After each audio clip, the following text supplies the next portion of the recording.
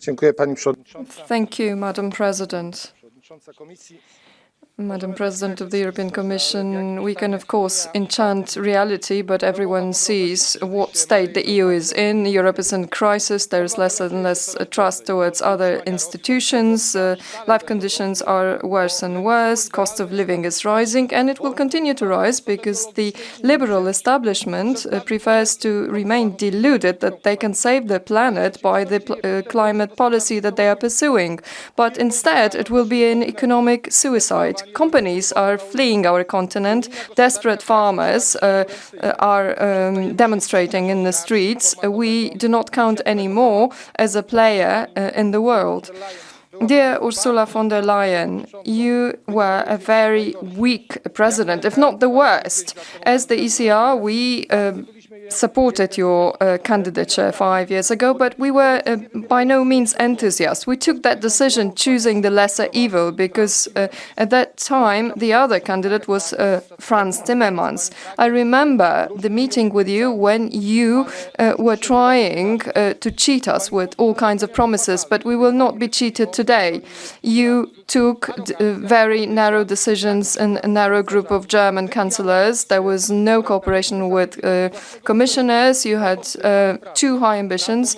This is your style of work. You were not truthful either because you cheated polls for a very long time about the recovery plan. You promised in conversations with the Polish president that you would unblock the funds, and then you didn't do it.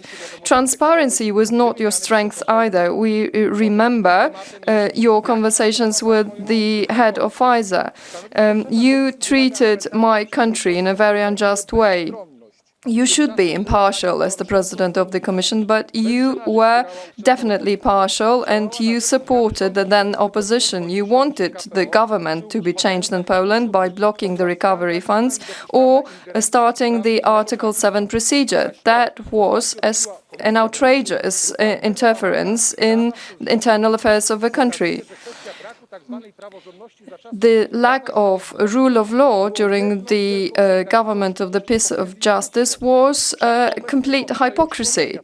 The current government has taken over public media. Right now, they are working in the prosecution office and in different courts. Women who got arrested are tortured in order to testify. Where are all the feminists who were defending women's rights? Ladies and gentlemen, you closed the Article 7 procedure. No acts of law in Poland were changed, only the Prime Minister. And now it's your colleague, Mr. Tusk. Again, Brandy, 1.5 minutes.